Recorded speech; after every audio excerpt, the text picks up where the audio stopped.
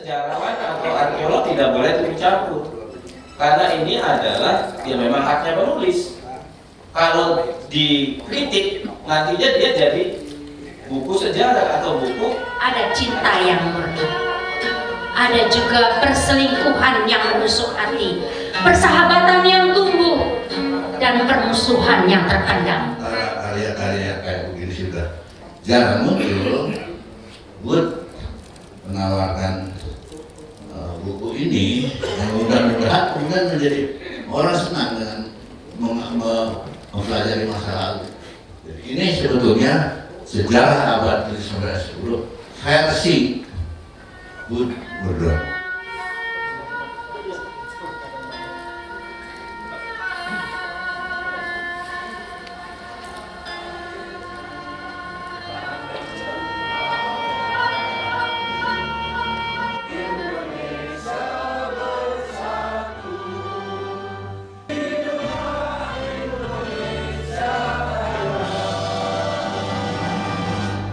Warahmatullahi wabarakatuh. Waalaikumsalam. Salam sejahtera bagi kita semua.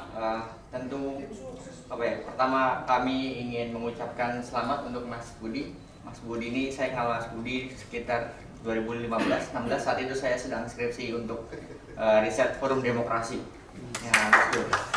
Jadi Mas Budi ini lebih tepatnya seperti guru saya sebenarnya, guru dan juga orang yang mengkader saya. Jadi pertama selamat Mas Budi untuk terbit bukunya Warisan Tiga Kerajaan. Juga tentu mewakili para sindiket. Para sindiket itu dulu namanya adalah Sugeng Saryadi Sindiket. Sekarang bosnya itu Mas Supardi Nakit. Ya kami sangat bangga gitu bisa terlibat dalam penerbitan buku ini. Ya tentu sebagai lembaga pemikir think tank, saya terutama gitu melihat novel ini tidak hanya sebagai sebuah sejarah tapi juga representasi politik. Kalau saya baru baca setengah jadi saya lihat bahwa tiga kerajaan ini sebenarnya juga hadir gitu ya dalam bentuk yang berbeda hari ini. Paling tidak dari September 2023 kita lihat ada tiga keluarga besar yang ya paling tidak bisa menentukan nasib demokrasi Indonesia hari ini gitu ya. Lagi-lagi ya kalau elit yang senang-senang terus kompromi kan di novel ini nggak cuma bagaimana tiga kerajaan ini berdinamika, berinteraksi, tapi juga berkompetisi dan juga menjaga power gitu ya, kekuasaan. Dan kita lihat kalau ya hari ini gitu kayak saya melihat 9 hari ini ya kurang lebih masih mirip-mirip. Dan tentu saja kita harus pertanyakan kalau di zaman itu belum ada demokrasi, hari ini demokrasi, jangan-jangan demokrasi hanya alat untuk kerajaan-kerajaan dalam tanda kutip untuk mengatur Indonesia. Ya, gitu. Oke, terima kasih. Sekali lagi selamat, saya nggak mau panjang-panjang karena sangat tidak Gen Z kalau acara banyak sambutannya. Ya, terima kasih, selamat Mas Budi. Salam dari kantor kami. Sekali lagi terima kasih. Waalaikumsalam. Semua para hadirin semuanya. Pertama-tama saya ingin mengucapkan terima kasih kepada Pusat Komunikasi Sastra Adi Yasin yang telah memfasilitasi kegiatan diskusi ini. Yang kedua juga kepada para sindiket yang sudah mensponsori. Mungkin saya juga tidak akan panjang-panjang karena saya juga Gen Z. Saya akan bercerita sedikit saja. Jujur, penerbit Kiblat itu penerbit di Bandung yang berdiri sejak tahun 2000. Didirikan oleh mungkin semua kapal senior kita, Bapak Ai Persidi. Jadi sudah 25 tahun penerbit ini, sudah 600 buku yang diterbitkan. Kebanyakan buku bahasa Sunda. Ketika saya menerima naskah ini dari Mas Budi, saya langsung tertarik karena satu, dia bercerita tentang kesundaan ya. Tiga kerajaan itu adalah Pakuan, Pajajaran, Galuh, Sunda Galuh, dan ini Bumi Mataram ya, Padang ya. Jadi saya melihat bahwa ini sesuatu yang biasa kita terbitkan dan tema itu menarik, apalagi secara sejarah dia lebih tua dari yang biasa diceritakan. Itu Mataram ya, Mataram kuno. Saya baca ternyata naskahnya lebih panjang daripada yang dikirim setelah panjang betul gitu. Tapi menarik. Dan setelah pertama saya baca itu saya tidak menangkap sebagai penulis pemula Mas Budi ini, 400 halaman bahasanya mengalir gitu, kok sejarahnya menurut saya sebagai orang yang bukan sejarahnya tapi banyak membaca buku sejarah juga, rapi sekali ini ininya, kok dan sebagainya. Makanya kemudian kita upayakan untuk terbit, terutama juga atas bantuan para sponsor-sponsor sehingga ini bisa, karena luar sekali kalau tidak kita agak berat dalam kondisi penerbitan pada hari-hari seperti sekarang ini. Saya kira mungkin itu dari saya sebagai pengantar. Saya kira yang panjang lebarnya mungkin nanti silakan ditanyakan ke pengarangnya saja. Silakan. Terima kasih juga kepada semua hadirin, para pembicara dan kita Sabiasin. Terima kasih. Assalamualaikum warahmatullahi wabarakatuh. Saya mungkin mewakili PD Sabiasin karena memang ruangan ini, gedung ini adalah perjuangan komunitas. Jadi dan tim komunitas yang ada di Jakarta. Waktu di gedung lama kita tahu, mungkin Bapak Ibu tahu, hampir terlantar segala macam gitu.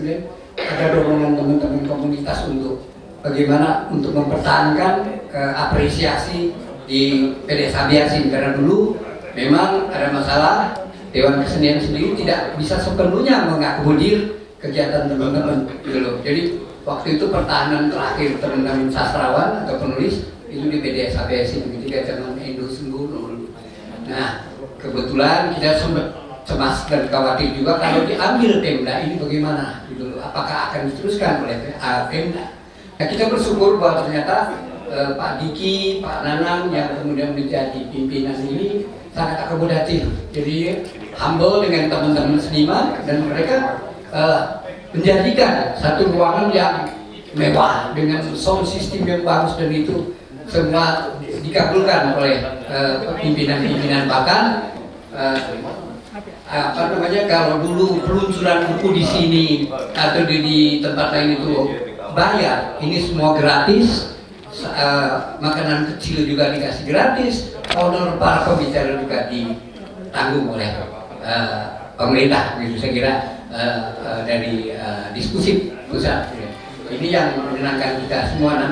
Untuk itu buat semua teman-teman yang seperti Mas Budi alami sekarang, bagaimana sih mengadakan acara? Tinggal ketemu dengan yang sekarang dipegang oleh Pak Yudi ya. Jadi Pak Yudi yang mengatur jadwal, mendapatkan jadwal.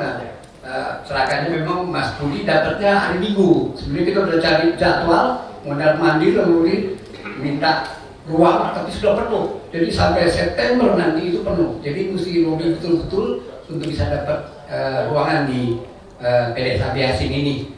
Itu yang jadi banyak orang larinya ke saya, padahal saya bukan orang PD Sabiasin, saya cuma aktif di PD Sabiasin aja gitu.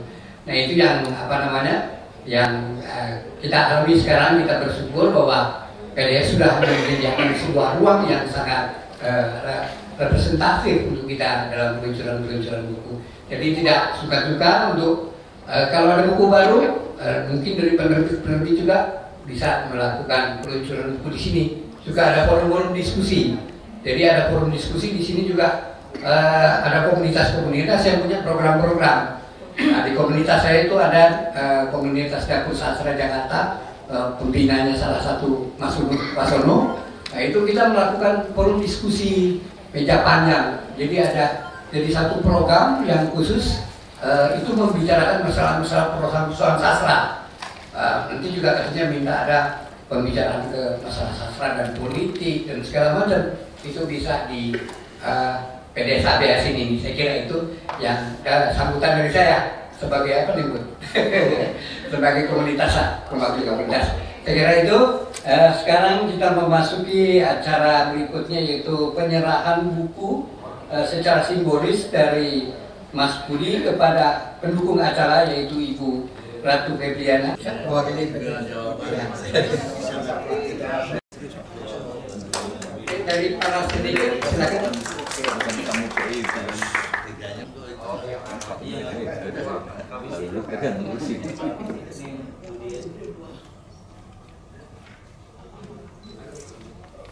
Terima kasih. Ya, foto bareng dulu.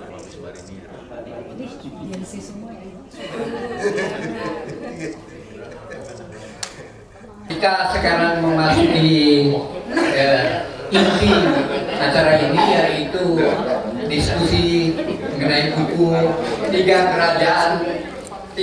warisan tiga kerajaan. Ya, ada perform dulu dari Ibu Marina Noviandi. Silakan Ibu, ini semacam apa? Monolog juga ya, semacam itu ya. Oke, silakan Bu Marina.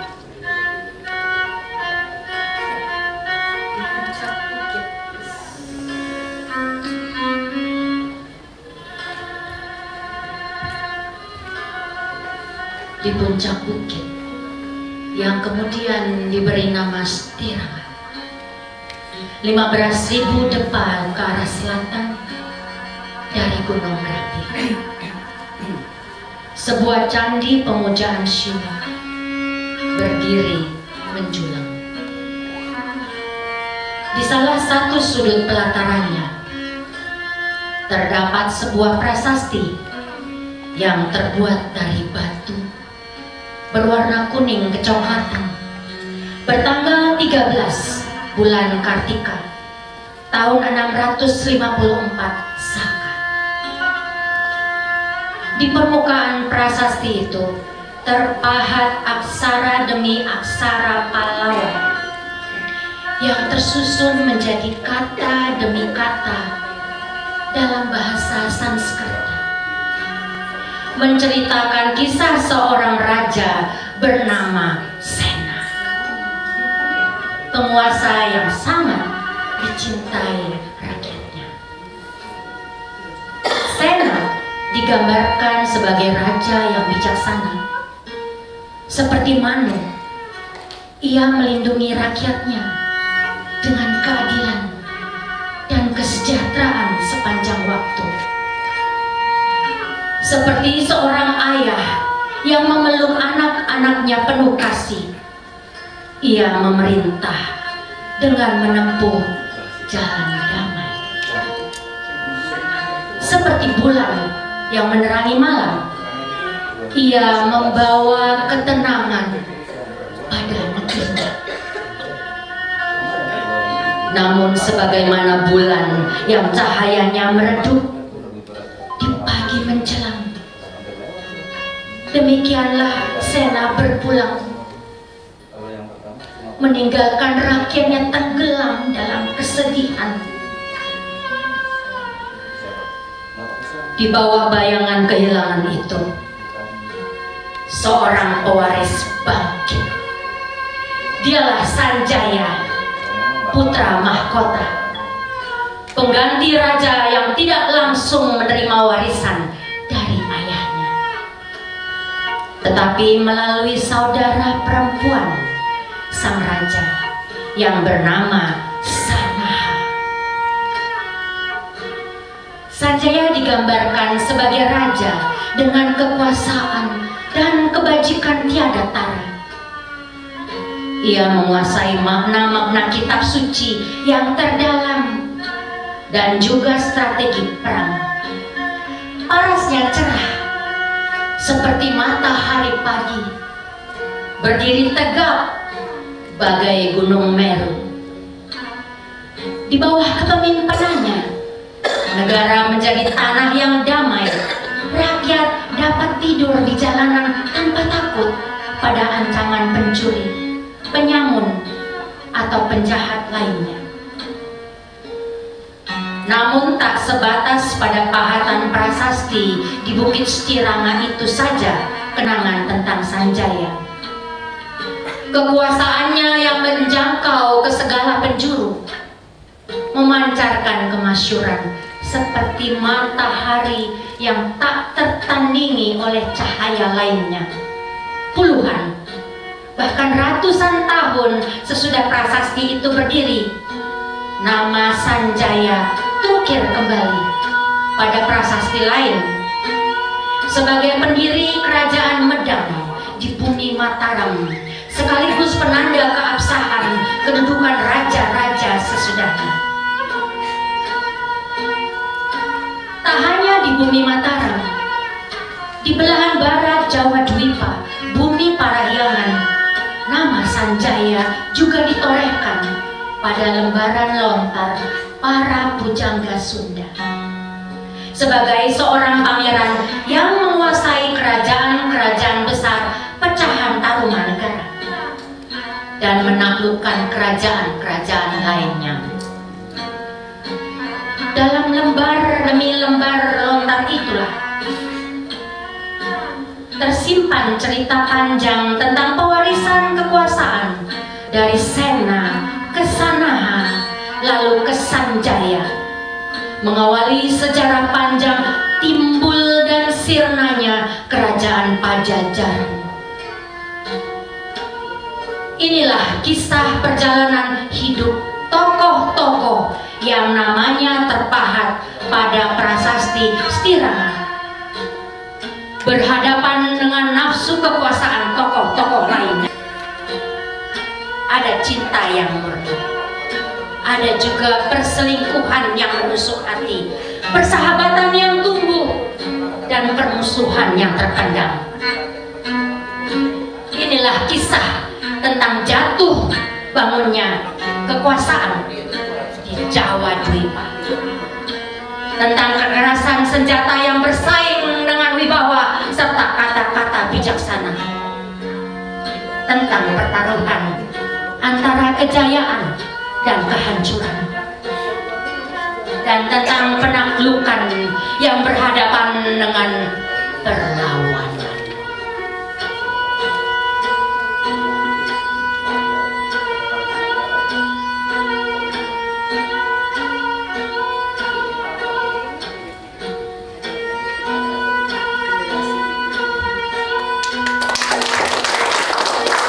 Assalamualaikum warahmatullahi wabarakatuh.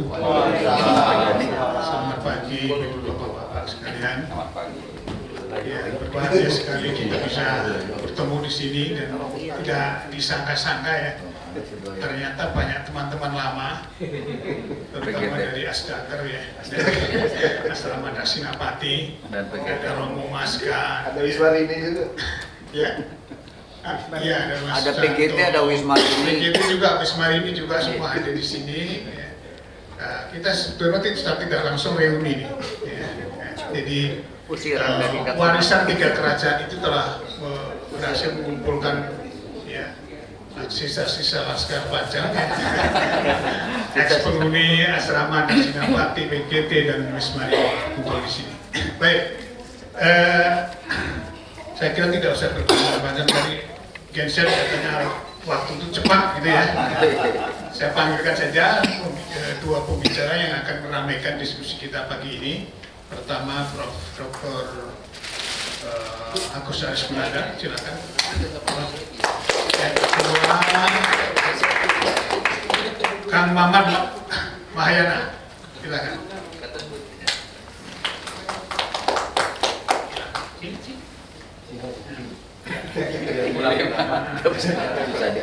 Kemudian ya Pak Mas Bud Murdono.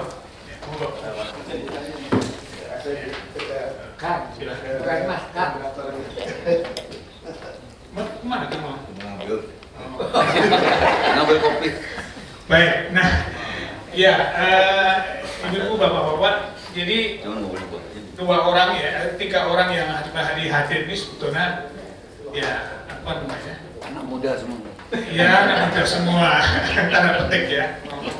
Nah, kebetulan sekali, ya, Mas Bud ini juga paling muda, murid asrama paling muda. Ya. Kemudian Kang Maman ini meskipun tidak tinggal di asrama, tapi pasti sering ingat di asrama ya. Sering lewat. Ya, sebagai penghuni gelap pasti tentunya. PGT, penghuni gelap tetap. Lalu Mas Agus ya, Prof. Agus ini juga dari asrama. Ya di antar planet ya, antar planet juga. Saya di Mahma Bumi. Jadi dulu tingkat dasar itu di asrama Kasinapati itu Mahma Bumi ya. Lalu di atasnya ada antar planet, paling atas Cakrawala. Jadi itulah ya. Kami ini semua penghuni asrama, termasuk Kang Maman ya, yang tadi dikatakan penghuni gelap. Karena memang ada istilah penghuni gelap. Kamar saya 103, sebelahnya itu Romo Maskar, ada tidak hadir ya Romo Maskar. Ya Romo Maskar. Nah 103 itu penghuni resminya 3 orang, saya, Edi Jambul dan Ipo. Yang tiga-tiganya menggantikan yang penghuni sebelumnya, ada Nasir Latif, ada Henry Bangun, dan Mas Slamet Yadi. Tapi yang tinggal di kamar itu lebih dari 10. Jadi kalau ada yang mau tidur ngantuk, ya silakan di situ. Mau butuh apa-apa di situ. Sehingga tempat tidur disusun ketiga ke atas sampai sundul langit. Karena di bawah dipakai untuk tidur sekian banyak orang itu tadi. Nah, sebagian dari mereka sekarang sudah ada di alam baka, jadi ini adalah sisa-sisa. Baik, tidak usah berpanjang lebar. Tentu saya akan memperkenalkan satu persatu, tapi tidak sangat detail ya. Pertama, Prof. Agus Haris Gunandar, ini Ketua Senat Guru Besar FIP UI saat ini. Ya. Oh, Dewan Guru Besar, Fakultas Ilmu Pengetahuan Budaya. Ya, semua tahu asal-usulnya dari arkeologi ya. Sangat paham tentang candi-candi. Saya pernah pergi ke daerah oleh Pak Agus ini menjelaskan candi dengan detail sekali. Semua candi di Indonesia itu ada di kepala. Ya, karyanya sudah banyak sekali karyanya. Mungkin perlu disebut juga ya Prof ya. Sebut. Siapa tahu ada yang belum tertarik. Ya, beberapa karya yang penting saja karena terlalu banyak. Satu, Siliwangi, sejarah dan budaya Sunda kuno. Kalau sekarang jadi pembicara itu tentu saja sangat mumpuni ya, karena dari karyanya saja sudah menjelaskan itu ya. Yang kedua, Antara arkeologi Hindu-Buddha.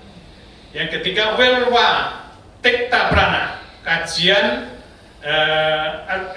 arkeologi sejarah zaman Mojopahit. Kemudian Kalpalata, data dan interpretasi arkeologi. Lalu yang berikutnya Lawang, ya, Saketeng, ya. Saketeng, ya, mengeja arkeologi Islam di Jawa. Lalu Tekes tinjauan terhadap kisah-kisah Panji. Ya. Kemudian yang terakhir itu Badriswara, beberapa telaah masa silam Asia Tenggara. Ini baru sebagian. Yang lain-lain itu banyak sekali ya, termasuk yang terakhir tadi saya barusan dibagi itu termasuk menulis naskah ketoprak. Jadi beliau ini juga sutradara ketoprak di FIBUI. Saya juga termasuk orang yang ikut mendukung pemain. Ya pokoknya semua ketoprak. Nah ini yang Pak Agus Sumunandar, kemudian yang kedua Kang Maman Sutarman Mahayana, ya, atau Pak Maman Sutarman Mahayana, bukunya juga wah banyak sekali karya-karya itu 1000 lebih tulisan esai dan kajian-kajian kritiknya. Tapi buku yang terpenting adalah dua saja saya sebut, kitab kritik sastra, bukunya tebal sekali, ya. Mungkin segini ya, lebih kali lah ya, lebih dari ini. Ya. Kemudian yang kedua ini yang menarik ini, ya. 9 jawaban sastra Indonesia. Nah, ini sebuah jawaban atas pertanyaan Ignaz Krider dalam sebuah bukunya. Ignaz Krider pernah menulis sastra Indonesia dalam 6 pertanyaan. Lalu Kang Maman menjawabnya sastra Indonesia 9 jawaban sastra Indonesia. 6 pertanyaan dijawab 9 gitu ya. Jadi 3 bonus, ini luar biasa. Dan yang main atas judul itu pernah Ibu apa namanya Ignaz Krider ya bertanya, ya. Kamu jawab apa namanya? 6 pertanyaan itu dijawab 9. Ya, itulah ya, 3 untuk bonus ya, gitu. Dan masih banyak lagi saya kira ya, karya-karyanya tadi sudah disebut 1000 lebih, luar biasa. Kritikus sastra Indonesia yang paling terkenal pada hari ini penerus Pak Abi Yasin. Ini yang penting, penerus Pak Abi Yasin. Nah, yang terakhir kawan saya ini ya, nama penanya Bud Murdono tentu saja ya. Tapi nama lengkapnya Budi Murdono ya sebetulnya. Kemana ini hilang? I-nya dihilangkan supaya kelihatan apa namanya sastrawan. Kelihatan gengsi. Ya, oke ya. Jadi Bud Murdono ini juga alumni UI dari Fakultas Ilmu Sosial dan Politik ya. Baik. Minatnya pada sejarah Nusantara khususnya periode zaman kuno telah mendorongnya untuk menelaah naskah-naskah kuno serta buku-buku sejarah dan arkeologinya. Namun hasil kajiannya itu tidak diaturkan dalam tulisan ilmiah yang menurut pertanggungjawaban akademis dan teologis, melainkan dalam bentuk novel. Jadi ini ada karya, bukan karya pertama. Sebelumnya juga sudah menulis kalau tidak salah tentang yoga. Nah, ini juga ahli yoga ya. Kelihatan dari wajahnya sudah yoga sekali. Ya teman-teman ini semua teman ngopi semua aja. Dan maaf ya kalau saya seperti ini gayanya. Baik, saya kira kita tidak usah berpanjang lebar. Tapi satu ingin saya sampaikan bahwa dalam sastra Indonesia itu kita jumpai banyak novel yang berbasis pada sejarah. Jadi karya Pak Bud Murdono ini tahun kita ini bukan satu-satunya. Ya. Bahkan Pramudia Anantatur juga melalui arus balik juga menulis. Kemudian juga Ken Arok, ya. Kemudian juga ada buku-buku yang lain yang ditulis. Misalnya Romo Mangun ya, itu Ikan Hiu Idul Roma ya, itu juga sejarah juga. Ya. Kemudian yang lain-lain saya kira tentang Mojokerto banyak. Tetapi Bud Murdono itu menulis buku sejarah yang lebih tua, ya, abad 7 dan 8. Ya. Jadi seperti apa nanti kalau saya sudah membaca saya tertarik pada adegan itu. Adegan yang awal-awal yang terutama. Nah, menarik sekali.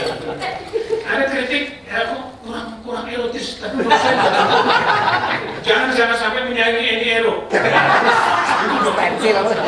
Saya membaca ini juga ini, saya kembali lagi muda nih setelah baca ini.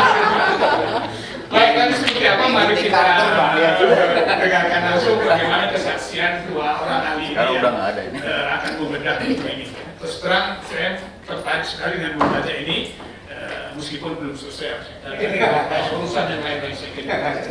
Baik, saya kira saya persilahkan untuk Pak Agus dulu untuk mengawali. Pertama saya mengucapkan terima kasih kepada panitia, terutama pada Mas Bud Murdono. Nama aslinya Mas Budi ya. Jadi dibuang katanya, saya juga mau dibuang juga katanya. Satu huruf dibuang, yang di depan jadi Gus Aris Munandar. Ya disangka anak kiai. depan kan. Baiklah, saya pertama dihubungi oleh Mas Bud di mengapresiasi bulan purnama kalau tidak salah di tepi danau di UI. Terus ya saya menerima bukunya dan lalu saya baca, lah ya udah bener gitu kan ya. Kalau novel sejarah ya seperti itu. Terus saya nanya, Mas Bud, saya ngomong apa? Gitu. Saya harus ngomong apa lagi? Ya ngomong tentang tinjauan sejarahnya, memberikan apa, gimana sih batasan sejarah yang terjadi dan diuraikan pada novel tersebut. Oke, baik Mas Bud, saya coba ya. Kalau novel kan kreativitas begitu ya, jadi agak beberapa agak menyimpang dari gambaran sejarah sebenarnya. Nggak apa-apa kan? Iya nggak apa-apa kata Mas Bud. Ya sudah, saya coba jelaskan. Benar kata moderator tadi bahwa biasanya itu novel sejarah itu zamannya agak muda. Ya paling tua itu Majapahit. Tapi Mas Bud Murdono ini zamannya lebih tua. Di awal-awal peradaban Hindu-Buddha baru disemaikan. Jadi sekitar abad 7 sampai 10 lah kisaran masanya itu. Dan itu belum ada novel yang membicarakan tentang sejarah kuno abad 7 sampai 10. Kalau abad 14, 15, bahkan 13 Singosari gitu ya, sudah ada. Nah yang ini lebih tua. Itu yang saya suka dari novel ini. Berani untuk mengungkap bagaimana sih imajinasi sejarah yang terjadi pada masa abad 7 sampai 10. Silakan gambar berikutnya. Ya, di dalam buku sejarah, kajian sejarah itu ada yang bertumpu sepenuhnya pada data sejarah, data empirik seperti ini. Tulisan Muhammad Yamin dan tulisan saya sendiri kebetulan. Dan akhirnya ya tipis bukunya, karena memang bertumpu pada data sejarah yang otentik, metodenya empirik dan interpretasinya argumentatif. Kalau tidak ada data kan nggak berani bicara gitu. Jadi buku Muhammad Yamin itu terbit pertama tahun 50-an dan saya baru berapa puluh tahun kemudian baru terbit buku saya tentang Gajah Mada. Next berikutnya, ada novel yang berciri sejarah terus saja. Next terus. Satu, narasi sejarah menjadi bingkai cerita. Uraian cerita secara garis besar setiap pada peristiwa sejarah berdasarkan kajian yang telah dilakukan. Hanya saja dialog tokoh-tokohnya berdasarkan imajinasi penulis. Ini yang setia sekali kepada plot sejarah. Terus yang kedua, next berikutnya, mengikuti kronologi sejarah saja. Jadi itu hanya pembatas kisahan. Bingkai sejarah itu. Yang ketiga, next, lalu tokoh-tokoh penting yang ditampilkan dalam novel itu adalah tokoh sejarah, tetapi semua cerita, kisahan, dan dialog bebas. Jadi ada 3 macam sebenarnya. Nanti Bapak Ibu bisa memilih tulisan Mas Bud ini yang mana, yang biasa terjadi. Next. Dan semuanya tentu didasarkan pada sumber sejarah otentik ya, dan naskah yang sejaman atau naskah lain zaman yang lebih muda atau berdasarkan tafsir para ahli. Lanjut. Nah, kita ketemu lalu novel-novel sejarah ini. Ada tulisan Aan Merdeka Permana yang sangat kreatif. Ada tulisan Pu Gajah Mada, tulisan Kiai Haji Agus Sunyoto, itu juga menggambarkan Gajah Mada dengan segala seluk-beluknya dan kisahan imajinasi dia, imajinasi penulis, dan tulisan Langit Krishna Aryadi yang banyak itu, yang tebal-tebal, dan itu kreativitas penulisnya. Bisa yang jenis kedua atau malah jenis yang ketiga. Next berikutnya. Lalu kita berhadapan dengan buku Mas Bud, Warisan 3 Kerajaan. Itu data bukunya. Bagaimana yang terjadi di dalam uraiannya dari sudut pandang yang saya pelajari. Jadi saya memberanikan diri melihat bingkai sejarah yang menjadi acuan dari buku ini. Next. maka ada karakternya. Terus saja diklik terus. 1. Kreativitas penulis. Berikutnya berciri sejarah dari 7 sampai 9. Sama teman nama dikit nggak apa-apa ya, 7 sampai 10.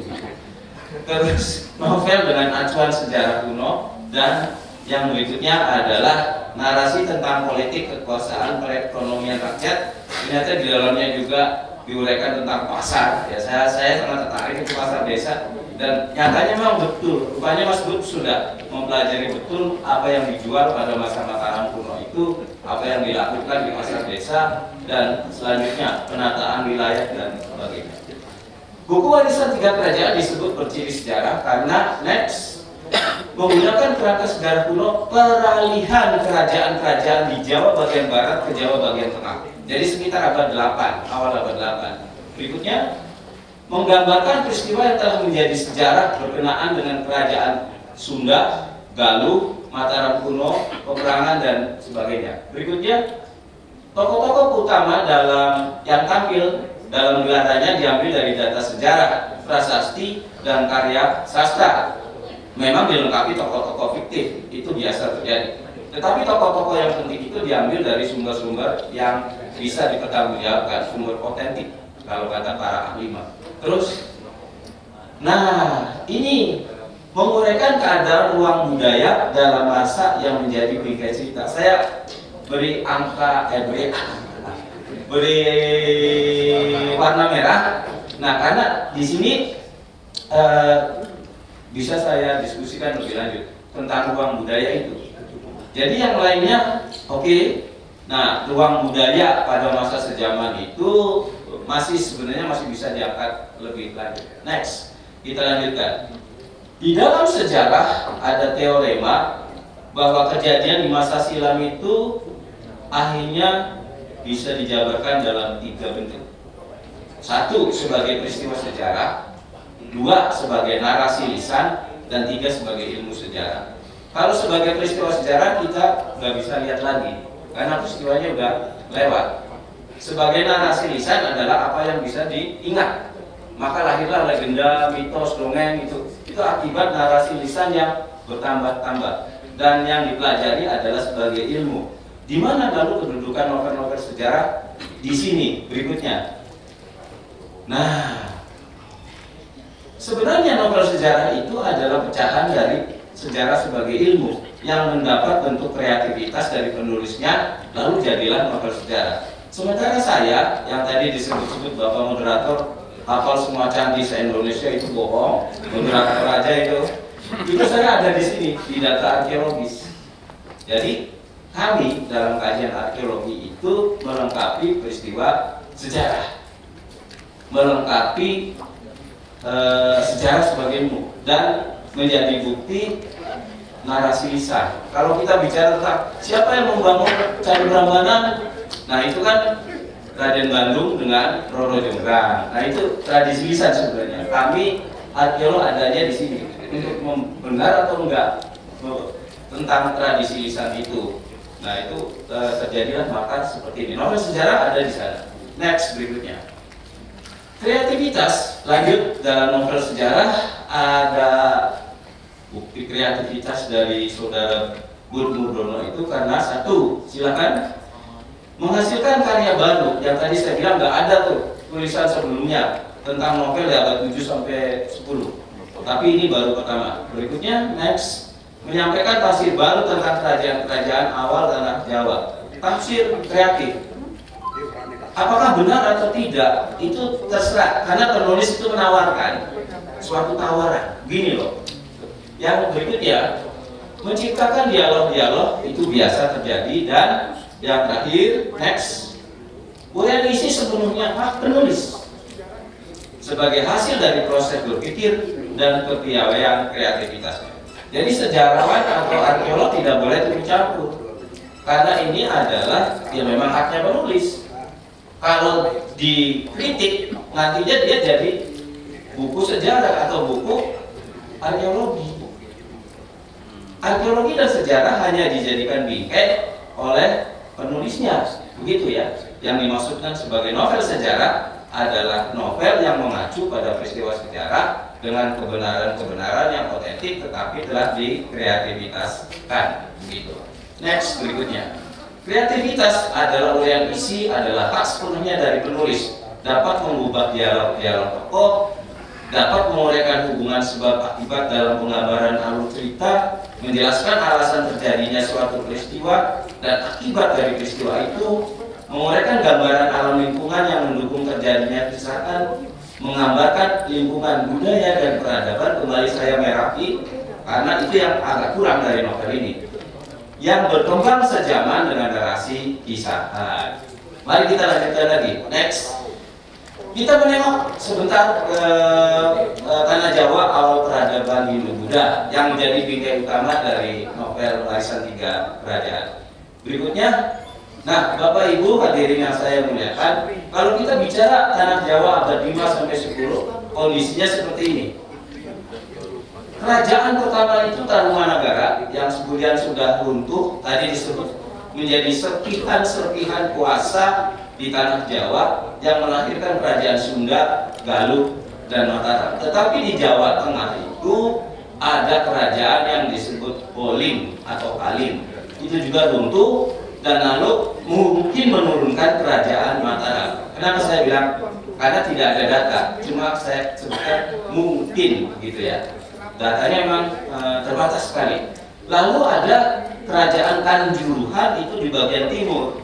Kerajaan Kanjuruhan itu juga cuma meninggalkan satu prasasti yang tidak ada lagi prasasti kedua, ketiga, dan selanjutnya. Jadi hilang tiba-tiba, tidak ada beritanya. Di luar Jawa itu Bali Dwi Pamandala. Jadi kondisinya seperti ini. Bagaimana tulisan Warisan Tiga Kerajaan itu? Warisan Tiga Kerajaan itu berkenaan dengan Sunda, Kerajaan Galuh, dan Kerajaan Mataram. Awal berdirinya Mataram. Kanjuruhan tidak disebut. Polim sudah runtuh, disebut sedikit, lalu Tarumanagara juga disebut sedikit. Jadi itu ya, lokasi geografis, ruang geografis dari novel ini. Next, berikutnya. Jadi, ketika kita membaca sesuatu, kita mempunyai dua visi. Di dalam arkeologi Hindu-Buddha itu visi pratyaksa, artinya melihat apa adanya. Ini meja, ini buku, ini kacamata, begitu. Lalu visi yang kedua, visi paroksa, yang melihat dengan memaknai.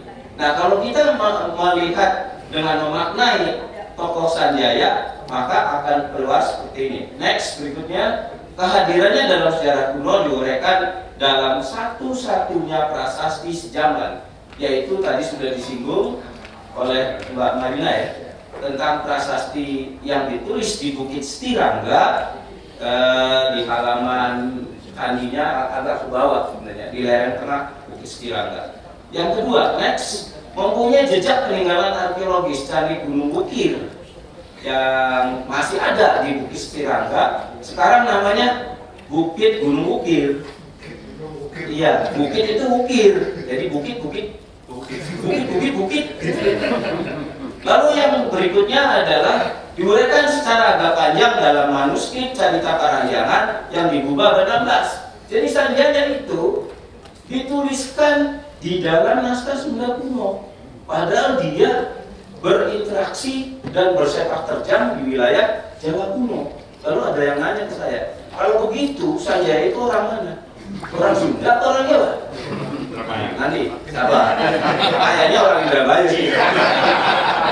Next, terus disebutkan juga dalam naskah. Nah ini disebutkan juga dalam naskah Pangeran Wangsakerta dari Cirebon. Naskah itu diasumsikan memiliki kronologi tertuanya dari abad kedua.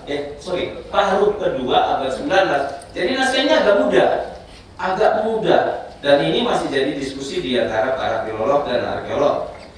Naskah yang baik itu Carita Parahyangan yang tadi menguraikan sepak terjang Sanjaya dalam bahasa Sunda kuno, tapi dia sendiri pendiri Mataram kuno di Jawa Tengah. Benar kan? Oke, lanjut next. Inilah peninggalan yang berkenaan dengan candi. Tadi moderator nyinggung saya candi, maka keluarlah candinya nih. Jadi candi Hindu itu biasanya satu induk dengan 3 candi kecil, namanya candi perwara. Ada pagar keliling dan ada pintu masuk. Nah itulah peninggalan Sanjaya. Sanjaya menurut prasasti otentik, Sanjaya menurut peninggalannya otentik. Dia pernah hidup, Bapak Ibu, pernah bersekat terjang dan membentuk sejarah Mataram. Jadi benar, di sini itu benar. Cuma Sanjaya ngomongnya itu ya kita nggak tahu. Ngomongnya menurut dia gitu. Oke, terus, nah ini dia kondisinya kurang lebih sekarang. Ini tinggalannya Bukit Gunung Wukir, Bukit Setirangga. Waktu kami daki ke atas, tinggal runtuhannya saja. Ini adalah candinya yang dibangun oleh Sanjaya. Tinggal fondasi, ada Aca Nandi, ada Aca Yoni, tubuhnya nggak ada, dan para arkeolog cuma merenungi dan melihat-lihat ini apa gitu. Peninggalan ini masih ada di Bukit Setirangga. Nanti Mas Bud bisa merencanakan perjalanan bersama Bapak Ibu untuk berkunjung ke Bukit Setirangga. Jangan tepuk tangan dulu, bukit tadi dibukitin bayarannya. Terus next berikutnya, nah ini prasasti Canggal yang juga disebut tadi oleh Mbak Marina. Inilah prasasti tanggal 732, itu isinya. Yang sampai Dewi Kali nangis-nangis, Dewi Kali itu Dewi Kejahatan. Kalau nangis-nangis nggak bisa berbuat jahat lagi, karena kerajaannya aman tentram. Tidak ada penyamun, tidak ada perampok, begitu. Itulah dia Sanjaya ketika dia berkuasa di Jawa Dwipa. Next, berikutnya, dan sejaman dengan Sanjaya, tapi tidak disebutkan di novel ini, adalah Kanjuruhan tadi, meninggalkan juga jejaknya. Dan kalau kita bandingkan dengan prasasti Gunung Wukir dan Candi Gunung Wukir, kurang lebih atasnya kayak gini, candi tadi itu. Ada apa? Arkeologi bandingan namanya. Itu tubuhnya menyisakan seperti itu, atapnya nggak ada. Sampai sekarang juga atapnya hilang. Ini adanya di Malang, di Jawa Timur. Belum ada bahasan lebih lanjut tentang Kerajaan Kanjuruhan. Next. Dan ini candi Buddha lainnya, Candi Kalasan, yang juga sejaman dengan novel dan sudah dibuka di Yogyakarta. Next, ini candi sejaman juga dengan novel, Candi Sari, Candi Banyunibo. Jadi ada yang masih utuh, relatif utuh, ada yang berantakan begitu. Tetapi semuanya menunjukkan bahwa bingkai sejarah di abad 7 sampai 10 itu memang ada buktinya. Next. Ini kalau tadi candi Hindu itu 1/3, kalau candi Buddha itu 1+ banyak di sekitarnya. Gampang Bapak Ibu kalau Anda masuk ke dalam kompleks, kalau melihat dari jauh ada satu induk dan banyak perwara itu dari kalau bangun dulu, nah itu 1+ banyak itu Buddha, kalau 1+3 itu Hindu. Nanti gue cabut nilainya. Terus lanjut, beberapa contoh terminologi budaya yang kurang tepat. Next, nah ini kurang tepat. Itu bukan Kalingga, karena Kalingga itu kerajaan di India. Yang benar adalah Halim atau Holim aja. Next, berikutnya, Brahmacarin adalah seorang anak yang berumur, jadi bukan Brahmana, yang berumur antara 12 sampai 20 tahun, dan dia ngeher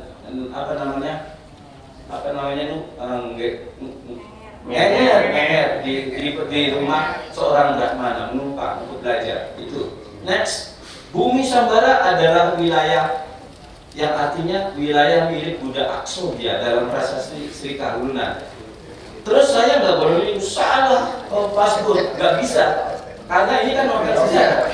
Ya, jadi silakan nggak apa-apa. Cuma saya menjelaskan pada Anda bahwa Bumi Sambara itu adalah dalam prasasti Sri Kahulungan itu ditafsirkan oleh seorang ahli namanya J.G. Kasparis menjadi nama awal Candi Borobudur, Tamulan Ibumi Sambara, lalu oleh Kasparis ditambahin Budara, jadi Tamulan Ibumi Sambara Budara, lalu jadi Bara Budara, jadi Borobudur. Apa benar? Dia juga cuma menawarkan. Benar enggaknya dia cuma menawarkan sama dengan posisinya. Next. Nah, beberapa istilah yang belum dikenal pada masa itu. Dwipantara belum dikenal. Jadi Dwipantara itu dikenal Singosari. Dewa Raja belum dikenal, itu zaman Majapahit. Pakuan sendiri belum dikenal, itu baru dikenal zaman abad 14-15 dalam prasasti Bogor yang terbaru itu. Jadi Pakuan itu dari kata Pakubuan. Kubu itu apa? Bisa rumah orang besar, bisa juga kalau di Indramayu ya. Di Indramayu itu kepala desa itu. Jadi ada Aku Tunggulang Betung kan, Aku itu kepala desa, pasti tersisa nama Aku itu di kampung di Indramayu. Bisa juga deretan rumah, bisa juga deretan keraton, makanya disebut Pakuan, ringkas jadi Pakuwon, Pakuan gitu. Next, lalu meninjau glosarium. Next, glosarium itu artinya ini, daftar kata yang memerlukan penjelasan karena kata itu bermakna penting. Jadi glosari bukan penjelasan nama-nama tokoh cerita. Nanti diganti aja, bukan glosari itu nama tokoh dalam cerita begitu. Nah, contoh next, glosari dalam buku warisan 3 kerajaan terdapat beberapa kata menarik untuk dijelaskan. Misalnya, next, nah Dewa Simha itu di situ ada di glosari. Ini nama tokoh. Dewa Simha itu sebenarnya Wisnu. Dewa Simha itu nama lain Wisnu ketika dia kepalanya berubah menjadi kepala singa, badannya manusia. Dewa Raja itu raja yang meninggal kemudian diabadikan dalam suatu arca perwujudan di suatu candi, dipuja oleh rakyatnya, disebut Dewa Raja. Dewa Raja bisa Siwa, Brahma, Wisnu dan sebagainya. Next, Parasu. Parasu itu tampak pendek yang dipegang oleh Ganesha untuk mengalahkan musuh-musuhnya. Dan Mas Bud itu menggunakan nama-nama itu sudah benar, sudah. Cuma penjelasannya yang harus diperdalam. Next, kemudian Soma. Soma itu berhubungan dewa Brahma. Brahma itu dalam Hindu adalah dewa pencipta ya. Sebelum mencipta dia itu mabok dulu. Dalam keadaan mabok dia minum air yang berwarna kuning seperti cahaya purnama, warna kuning purnama. Itu minuman keras para dewa. Kalau minum itu dia mabok. Nah, dalam maboknya dia ciptain dunia. Jadi Soma itu sama dengan Brahma. Soma adalah minuman keras para dewa. Nggak ada di sini, nggak ada yang itu. Oke, terus lanjut. Nah, Suragana itu dewanya Paragana, Ganesha sebenarnya. Dan terakhir Sulaliman dewanya Gajah, Indra. Next, lanjut. Jadi kesimpulannya, warisan 3 kerajaan buku karya Burmurdono, narasi untuk menambah wawasan tentang sejarah kuno, khususnya Jawa kuno. Silakan dibaca, karena menambah wawasan. Next, bukan bacaan ilmiah, namun kalau bacaan ilmiah nanti saya yang nulis gitu ya. Bukan bacaan ilmiah, namun bersifat inspiratif, imajinatif, dan rekreatif. Tidak provokatif. Nanti saya tambahin terakhir. Terus, bacaan ini dapat diapresiasi oleh peminat sejarah kuno tanah Jawa. Itu saja dari saya, kurang lebihnya mohon maaf. Wassalamualaikum warahmatullahi wabarakatuh. Iya, menjadi jelas ya, bagaimana posisi buku sejarah, mana sejarah dalam arti cerita lisan, mana sejarah dalam arti kajian, dan seterusnya. Nah, saya kira untuk pembicaraan berikutnya ini lain lagi perspektifnya. Saya sudah mengintip tadi poin-poinnya. Ada sejumlah metafor ya, kreativitas mampu itu bukan hanya pada bagaimana dia menulis naskah, tapi juga menciptakan metafor-metafor yang segar. Nah, itu tidak luput dari catatan Maman, tapi tentu saja bukan hanya itu saja yang ingin dikatakan oleh Kang Maman. Ya. Oleh karena itu marilah kita dengarkan saja. Bismillahirrahmanirrahim. Assalamualaikum warahmatullahi wabarakatuh. Senang sekali saya mendengar kembali kuliah Profesor Agus. Ya. Jadi benar yang dikatakan oleh Mas Lulu itu, apapun yang berkaitan dengan benda arkeologi pasti ya, sudah ada di kepalanya. Saya melihatnya sebagai ensiklopedia arkeologis berjalan. Jarang sekali saya kagum pada orang, salah satunya adalah sama Agus ini. Tapi sekarang saya harus tambah lagi kekaguman saya, yaitu kepada yang sebelah ini. Karena memang menulis novel yang setebal ini memerlukan kesabaran, ketelitian dan sebagainya. Nah, jadi nggak sembarangan ya riset dan sebagainya. inilah salah satu tugas sastrawan sebetulnya, bahwa menulis novel itu ya harus riset, tidak mengandalkan hayalan belaka, imajinasi belaka, enggak, dia harus riset. Itu yang dilakukan oleh Hemingway, Steinbeck dan sebagainya. Itu Hemingway kan sampai dia nongkrong di pesisir, dia ikut berburu ikan paus dan sebagainya, sehingga lahir laki-laki dan laut. Nah, yang menarik dari tulisannya Kiai Bud ini adalah dia melacak jejak masa lalu yang bahan tertulisnya itu berupa prasasti. Kalau Hemingway, Steinbeck, terus dan sebagainya itu ya hidup di lingkungan itu. Terus di George Orwell sampai ikut perang Spanyol, hanya ingin merasakan bagaimana suasana perang. Nah, Bud kan tidak berhadapan dengan masyarakatnya, tapi dia mencoba membayangkan apa yang terjadi pada masa itu lewat bacaan-bacaan, lewat wawancara dan sebagainya. Baik, next. Di awal saya coba melihat perbedaan antara novel dan sejarah. Apakah posisi novel ini masuk sejarah atau novel? Tadi sudah disinggung bahwa itu sebagai bagian dari sastra. Iya. Nah,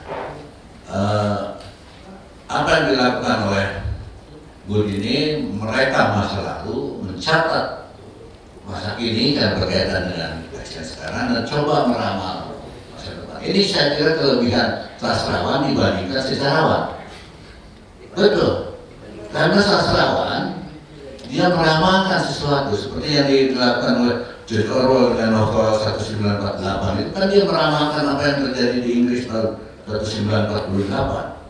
Bahwa ramalannya itu gagal bukan soal, namanya juga ramalan. Ya, Bud meramal di bagian akhir ini.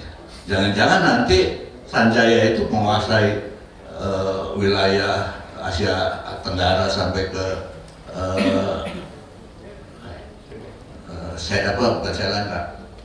Palembang itu, Sriwijaya dan sebagainya. Kemudian yang dilakukan oleh Bud itu adalah merekonstruksi secara subjektif, tidak objektif. Kenapa? Karena berdasarkan pandangan dia. Karena itu sebetulnya buku-buku sejarah atau novel-novel sejarah itu sebetulnya sejarah juga, sejarah versi pengarangnya. Sama seperti yang dilakukan oleh Perang dengan Bumi Manusia, itu sejarah kebangkitan Budi Utomo, tapi versi perang. Semakin banyak alternatif seperti itu, maka peristiwa-peristiwa sejarah itu bisa dilihat dari berbagai perspektif. Sama seperti misalnya tahun 98 perkosaan yang ditolak oleh pemerintah, nggak salah.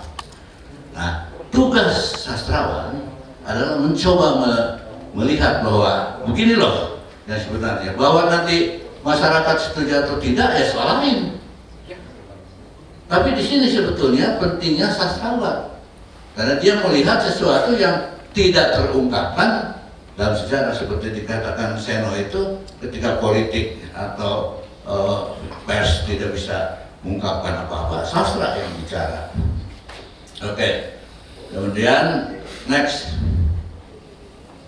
Nah, fakta dalam sastra bersifat fiksional, tetapi ada banyak juga fakta dalam sastra itu juga faktual. Nah, Bud tidak boleh menggambarkan posisi tokoh Sanjaya itu kacing calang atau ecek-ecek. Dia harus tetap menggambarkan bahwa Sanjaya itu adalah raja yang besar, raja yang punya harisma dan sebagainya. Atau misalnya novelnya Romo Mangun yang menggambarkan Sahrir itu dengan tinggi besar, ya nggak bisa juga. Dia harus tetap sesuai dengan faktanya. Oleh karena itu novel-novel atau sastra yang berkaitan dengan sejarah itu sifatnya kontekstual. Dia harus dikaitkan dengan konteks zamannya. Contoh yang paling gampang itu puisinya Taufik Ismail tentang Salemba itu, 3 anak. Kalau itu dipisahkan dari konteksnya, nggak bunyi puisi itu.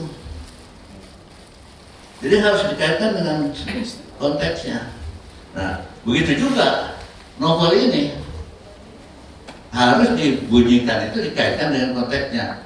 Nah, nanti akan kita bicarakan sejauh mana Bud mencoba mengkaitkan itu. Tadi disinggung soal ruang budaya, dan ini salah satu yang saya kira agak dilalaikan oleh Bud. Oke, berikutnya. Nah, pemaknaan di balik peristiwa yang dilakukan oleh sastrawan itu. Jadi ada banyak peristiwa, tapi makna peristiwa itu sebetulnya ada di balik itu, bukan di balik peristiwa itu sendiri. Nah, ini yang juga kurang disentuh oleh Bud itu ya. Perselingkuhannya yang awal diceritakan oleh Mas Unu, yang kemudian dia ingin melakukan hal yang sama. Enggak ya? Ya, itu. Nah, kemungkinan kemudian multi interpretasi, kemudian bahasanya konotatif, dan ini saya kira salah satu kelebihan dari novel ini, kaya sekali dengan metafora, analogi dan sebagainya. Kemudian dimungkinkan masuknya tokoh fiktif, boleh. Oscarnya ada satu komik Jepang, ya, dia cerita tentang Oscar di Versailles, Prancis. Ya, semua gambaran pakaiannya itu persis sama, tapi diceritakan oleh seseorang yang sebetulnya fiktif.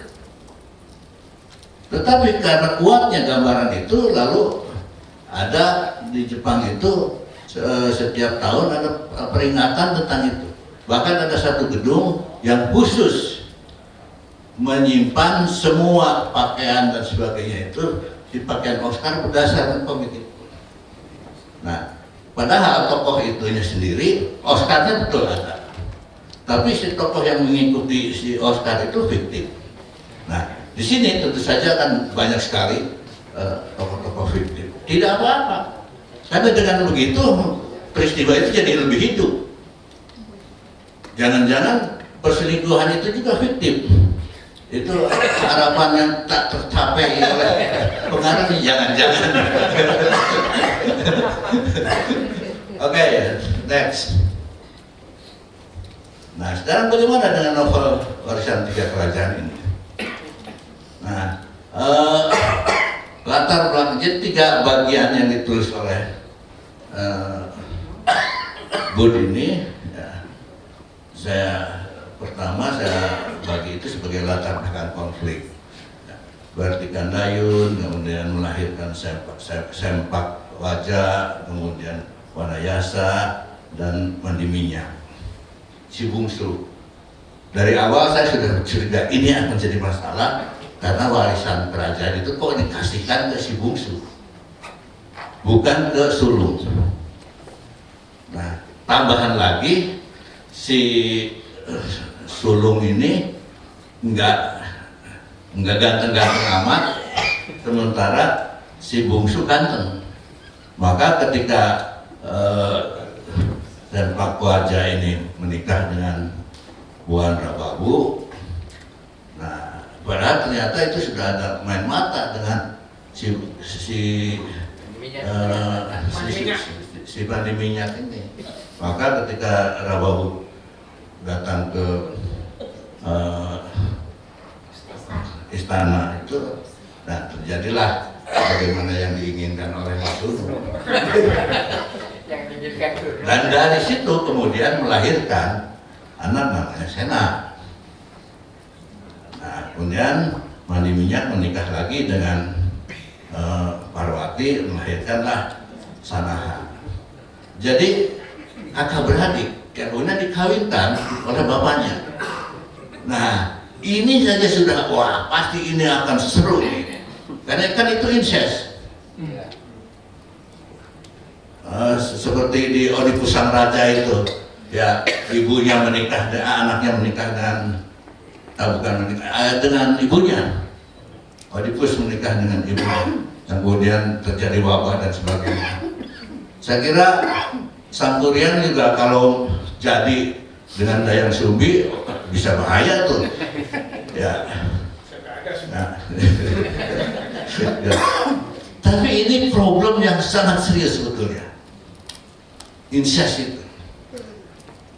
Nah, sayang ini jadi eksploitasi, nanti akan kita bicara. Oke, berikutnya.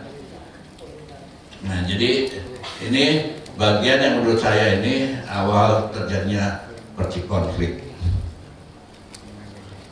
Seru lah, sampai akhirnya kekalahan dan kemudian bangkit kembali berikutnya. Nah, munculnya Jambi, kemudian bangkit kembali, dan kemudian berikutnya Sanjaya berikutnya. Nah ini Sanjaya ini jadi pemenang. Banyak sekali nama-nama, banyak sekali peristiwa. Jadi kalau Pak Agus ini pasti ingat semua nama-nama itu. Kalau saya meskipun masih muda sering lupa. Oke, berikutnya. Nah, sebagai sejarah, buku ini membentangkan sejarah kerajaan pasca Tarumanagara. Bahwa banyak hal yang tidak sesuai dengan fakta sejarah, ya nggak apa-apa. Ini kan tawaran dari si penulis, seperti tadi disampaikan oleh Pak Agus tadi. Boleh.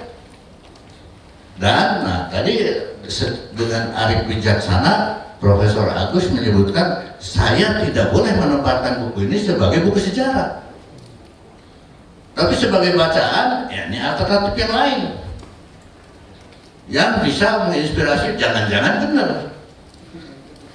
Kemudian menyusun naskah 3 kerajaan besar Sunda, Galuh, dan Kalikan. Ini yang saya kira tadi disampaikan oleh Pak Agus, bahwa yang pertama dia mengangkat persoalan sejarah abad 7 sampai abad 10.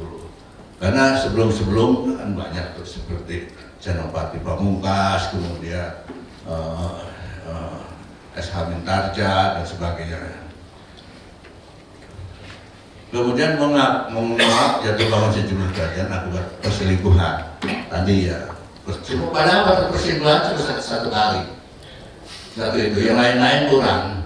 Jadi kurang seru juga. Nanti kita berharap Bun membuat lagi banyakin perselingkuhan supaya disenangi oleh Surwastono. Nah, membuka pandangan lain sisi negatif positif kehidupan istana ini. Ya. Jadi bagaimanapun juga, oh ternyata kehidupan istana itu nggak baik-baik aja. Ada konflik keluarga, ada intrik, ada politik perkawinan, dan saya kira di banyak kerajaan politik perkawinan itu sudah lumrah ya. Kemudian menawarkan sejarah baru di luar sejarah resmi lewat perspektif subjektif pengarang tadi. Jadi ini sebetulnya sejarah abad 7-10 versi Budiono. Oke, berikutnya. Nah, sebagai sejarah, sebagai sastra, buku ini jelas memperkaya tema perjalanan. Karena ini yang pertama dan yang terlengkap dibandingkan dengan buku-buku sejarah yang lain. Tadi ada perang Bubat dan sebagainya. Kemudian mengubah sebagai kisah besar lewat narasi yang lancar mengalir. Nah ini, kalau cara penyampaiannya terkain-kain, berantakan, capek betul bacanya, apalagi buku tebal ini. tapi karena ngalir, cair dan sebagainya, enak saja. Maka sebetulnya buku ini bisa jadi konsumsi untuk anak SMA, SMP, atau SMA mahasiswa. Bahasanya bagus. Dan banyak tadi saya sampaikan, banyak metaforanya dan sebagainya. Kemudian mendekatkan sejarah lewat novel. Ini saya kira salah satu tugas novelis ya.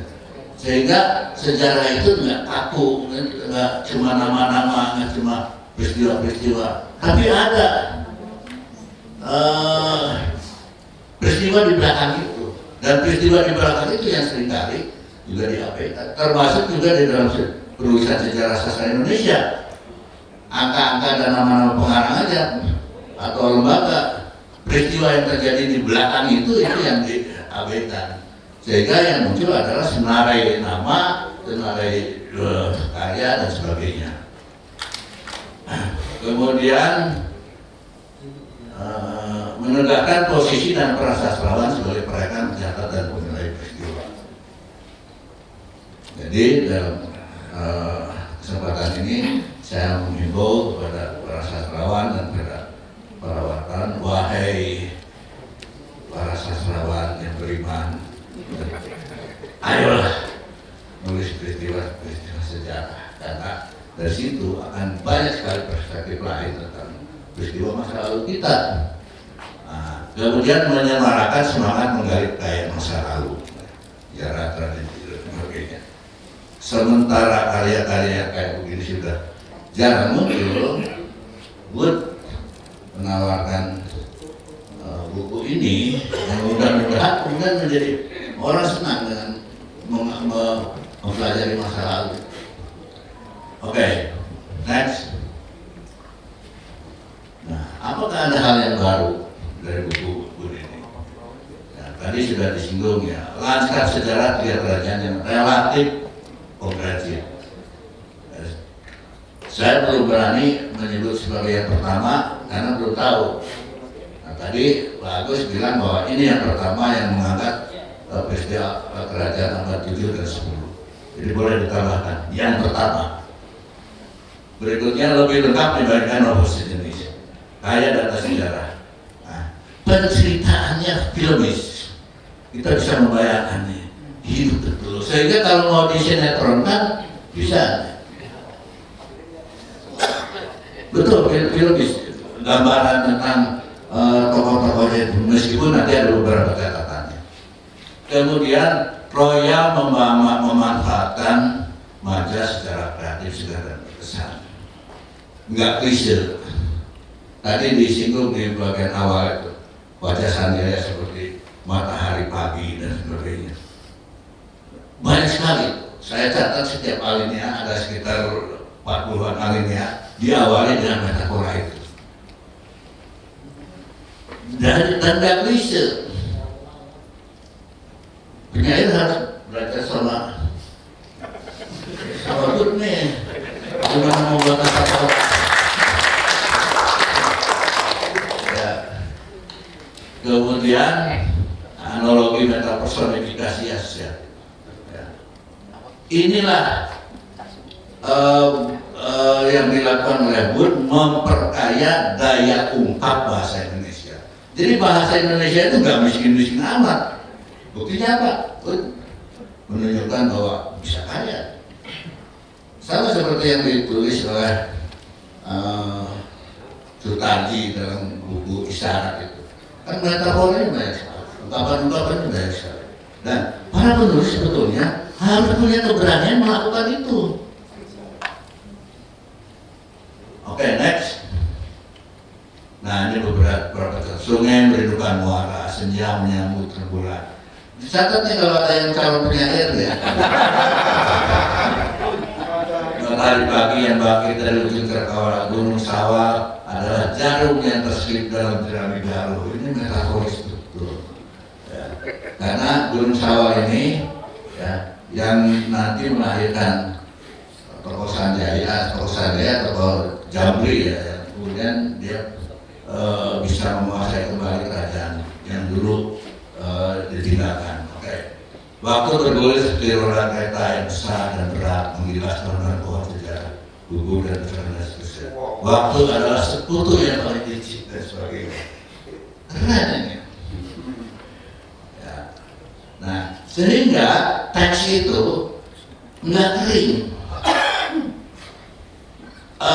Data-data sejarah, peristiwa sejarah itu nggak kering. Apa ya? Enak dibaca dan perlu.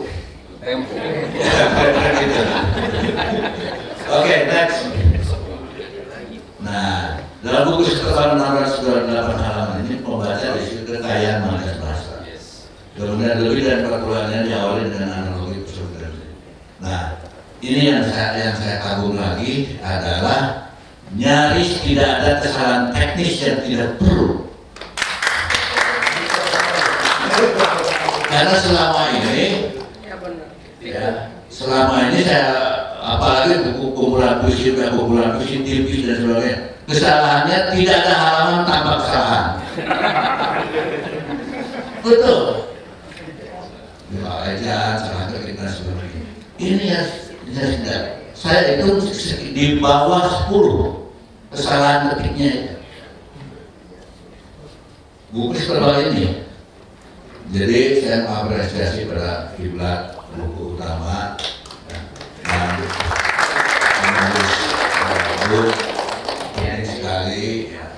Hanya beberapa penerbit yang mengatakan buku saya diterbitkan di salah satu penerbit terkemuka juga.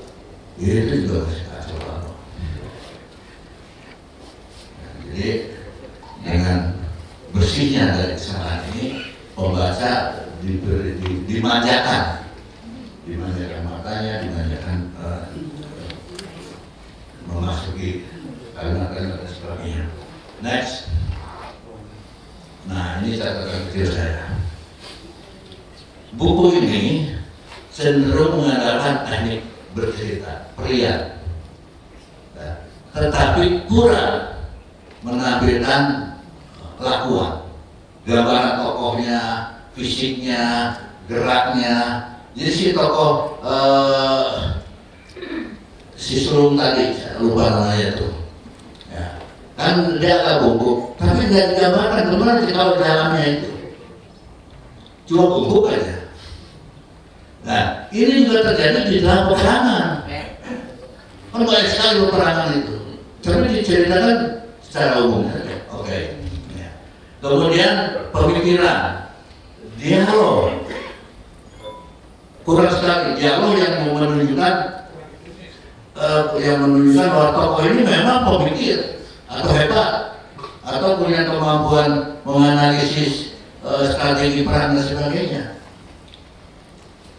Nah, berikutnya pusat penceritaan terpecah oleh banyaknya tokoh dan peran peristiwa yang disoroti.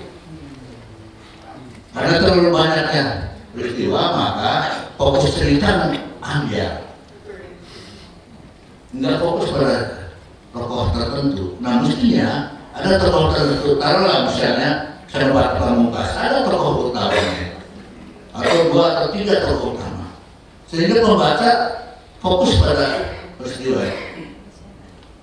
Boleh jadi yang dilakukan oleh Budi ini memang sengaja mau membuat 2 naskah, tidak apa-apa. Tapi sebagai novel, pembaca jadi ambiar mengikuti alur ceritanya. Terlalu banyak alur. Next.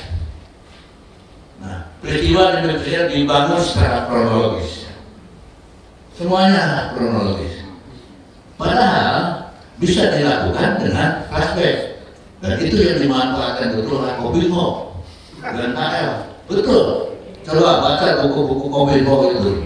Pasti dia ada kronologisnya.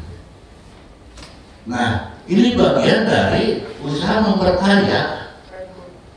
Novel itu nggak monoton, nggak kronologis semua. Kemudian deskripsi latar tempat dan terlalu umum. Nah, ini tadi ruang budaya. Sebetulnya bisa saja buat ini membayangkan sebuah istana dengan detailnya seperti apa, ruang permaisuri, dengan haruman dan seterusnya.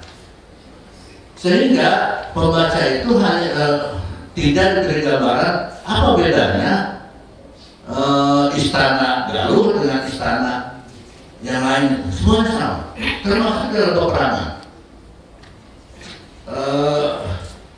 Pasukan panah, pasukan tombak dan sebagainya.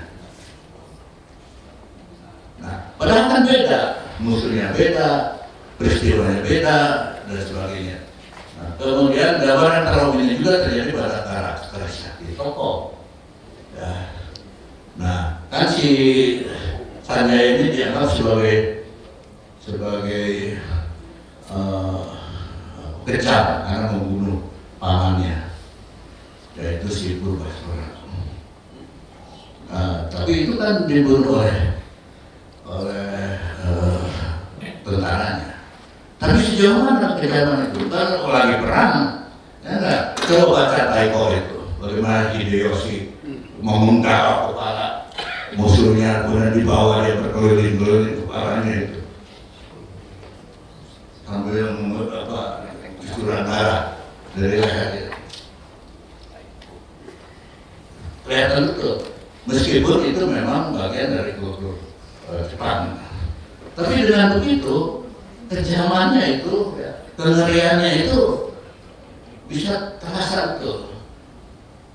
Sanjaya kejam, ya namanya perang, orang masih bunuh-bunuhan. Tapi kejamnya di mana? Nggak jelas juga. Karena terlalu umum tadi. Nah, oke, berikutnya. Incest ini yang harusnya dikembangkan juga, karena di dalam banyak peristiwa kerajaan kan incest ini malah jadi musibah dan sebagainya itu. Nah, potensial menciptakan goncangan psikologis, konflik sosial dan apa yang dikatakan.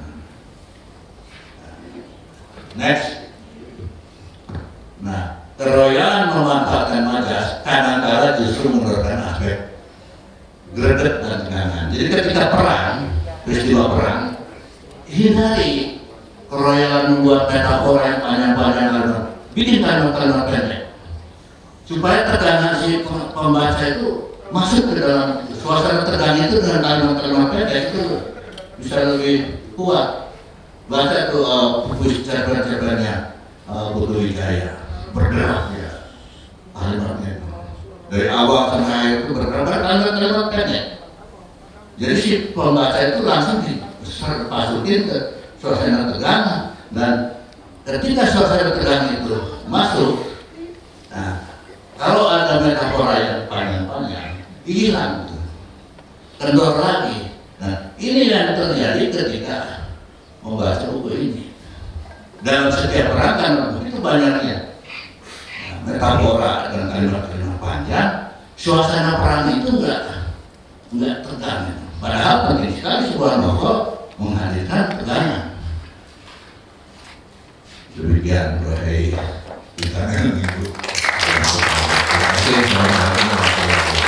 Nah, ya ini memang kalau ada dialognya mandi minyak dengan wah, itu kan ada dialog ya sekedar hasil.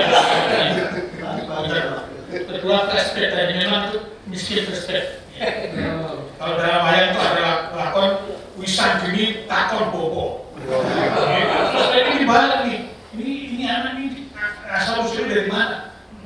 Baru cerita dulu ke belakang. Tapi ini semua linear ya. Alurnya linear dari A, B, C dan seterusnya. Catatan penting ke depan. Baik, sekarang kita. Untungnya bahasanya bagus, ngalir dan perlu tadi. Ya. Sehingga kita nggak capek. Memang ada untungnya saja itu.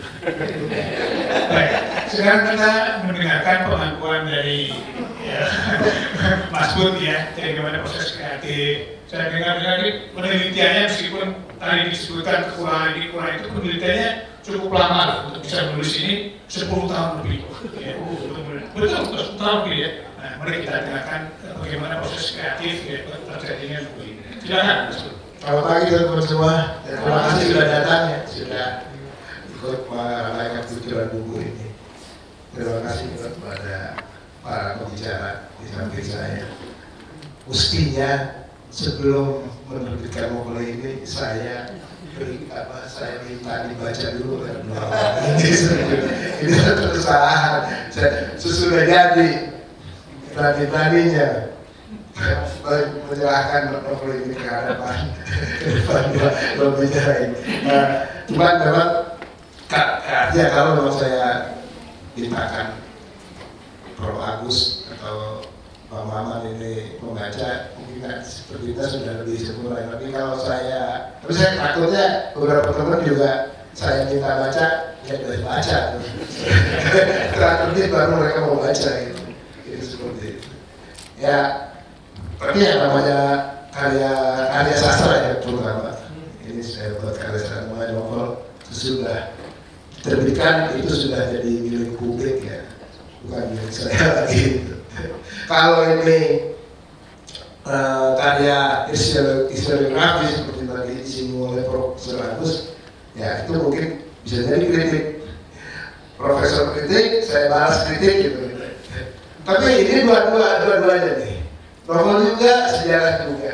Karena memang saya meniatkan ini, membuat novel ini, niatnya semacam merekonstruksi sejarah. Tapi karena saya tidak punya kompetensi dalam menulis sejarah, saya tidak menguasai metodologi penulisan sejarah, dan mungkin juga yang lainnya sumber-sumber sejarah yang harus saya kuasai. Saya buat dalam novel. Tapi memang rekonstruksi sejarah.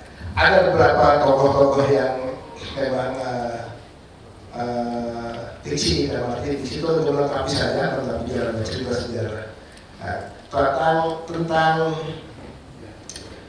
apa proses kreatif tadi ya, maksudnya.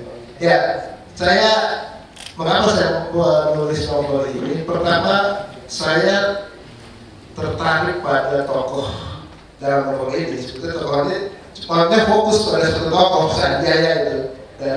Dari siapa leluhurnya, bagaimana waktu dia kecil bernama Jambri, kemudian menjadi raja muda bernama Sanjaya, dan menjadi raja di Sunda, di Jamur, juga di Mataram. Fokusnya adalah Sanjaya. Sanjaya ini seperti tadi Profesor Agus katakan, saya tertarik sejak zaman SD, sejak saya masih di bangku SD. Nama Sanjaya ini teringat terus gitu. Cuma di buku-buku sejarah, sejarah resmi atau sejarah yang pada umumnya itu, nama ini sangat sedikit, seperti Profesor Agus tadi sebut. Hanya ada di Prasasti Canggal, mungkin juga di Prasasti Mantiasi ya, Prof ya. Dan satu lagi di prasasti yang menyebutkan istilah Sanjaya Warsa, itu prasasti apa saya lupa namanya. Nah itu 3 lah kira-kira. Tidak ada cerita lagi. Saya kalau baca buku kan standarnya baca buku sejarah ya, sejarah nasional Indonesia. Dalam hal ini sejarah nasional Indonesia jilid 2. Bagian periode zaman kuno itu. Saya cari, memang Sanjaya juga seperti itu, hanya ada di beberapa prasasti, 1 atau 2 prasasti, dan diduga ia adalah masih turunan Ratu Simba juga, jadi diduga. Sebelum ada bukti sejarah bisa disebut apakah betul.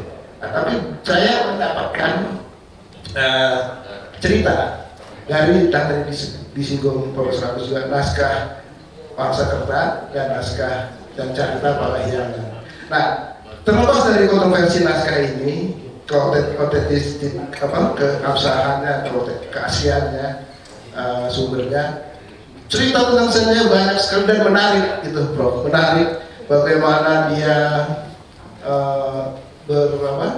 pertama dia lahir dari Sanaha dan Sena, kemudian dia menjadi meminta bantuan kepada Raja Sunda, Kemaan di Sunda itu, dan menjadi raja, tidak bisa menjadi raja, berebut kembali Kerajaan Galuh yang sebelumnya diduduki ayahnya dan direbut oleh suku-sukunya Purwasora. Seperti itu ceritanya cukup banyak. Di Carita Palahyangan cukup banyak, di naskah Pangsakerta khususnya pustaka Negara Kertapuyo, pustaka para Ratuan ya. Itu cerita itu cukup banyak. Itu saya tertarik itu. Yang pertama, kenapa saya tertarik? Kedua, saya tertarik ketika saya suka ke daerah-daerah ya. saya suka ke daerah, saya suka datang ke daerah itu saya suka datang ke ini. Saya mau untuk motif sejarahnya saya datang ke peninggalan. Kalau di Jawa Tengah itu istilah candi-candi itu, candi Buddha terutama. Itu kok banyak sekali candi Buddha di Jawa Tengah. Padahal waktu itu kan rajanya raja Hindu. Gitu. Ternyata ceritanya terkait dengan Sanjaya ini, terutama dengan putranya Rakai Panangkaran, karena yang banyak membangun candi-candi Buddha itu Rakai Panangkaran. Kenapa bisa terjadi seperti ini? Timbul pertanyaan. Bagaimana Raja Sanjaya yang Hindu kemudian anak putranya bisa menjadi Buddha gitu? Nah ini ada di cerita pertama, ada satu prasasti namanya prasasti Raja Sangkara, disebut seperti itu. Dikatakan bahwa Raja Rakai Panangkaran, Sangkara berubah atau konvert agama dari Hindu menjadi Buddha ketika dia melihat menyaksikan bagaimana ayahnya menderita menjelang kematiannya karena mempraktekkan ajaran yang keras, mungkin juga maksud ajaran Hindu, sehingga dia beralih agama menjadi agama Buddha. Prasasti ini oleh Profesor Purwacaraka kalau tidak salah itu diintroduksikan sebagai cerita tentang Rakai Panangkaran yang melihat Sanjaya mempraktekkan ritual Hindu yang sangat keras sehingga dia tidak kuat, sehingga dia sakit selama 8 hari dan meninggal. Nah, saya sendiri melihat ini, maksud saya gitu, interpretasi Profesor Purwacaraka itu juga dikritik orang. Belum tentu itu Raja Panangkaran yang Sangkara itu belum tentu, dan rajanya itu yang meninggal belum tentu Sanjaya gitu. Tapi Profesor Purwacaraka rupanya melihat ke naskah itu, mengaitkannya dengan naskah Carita Parahyangan. Di situ ada cerita mengenai Sanjaya. Ini menarik buat saya, yang meminta putranya supaya mengganti agamanya. Jangan itu agama saya lagi karena agama saya, dan seperti itu dengan dialognya membuat saya, mendorong saya melakukan perbuatan yang dibenci orang. Ini ceritanya menarik. Apa yang dibenci orang? Rupanya selama dia menjadi raja dan selama dia merebut kekuasaan atau tahta kerajaan, sekali korban-korban yang jatuh gitu ya, termasuk dari kerabatnya juga. Saya telusuri cerita-cerita itu, ada banyak di beberapa tulisan, beberapa naskah, dan menarik. Dan saya coba rekonstruksikan menjadi satu novel, bukan satu sejarah. Seperti itu. Nah, mengenai tadi beberapa ada kritik Prof. Agus ya tentang nama-nama, ya mungkin nanti saya perbaiki. Tapi beberapa nama memang sengaja saya lakukan. Yang pertama, beberapa nama itu Dewa Raja, Dewa Singa itu kan dari naskah juga, naskah Kertan begitu.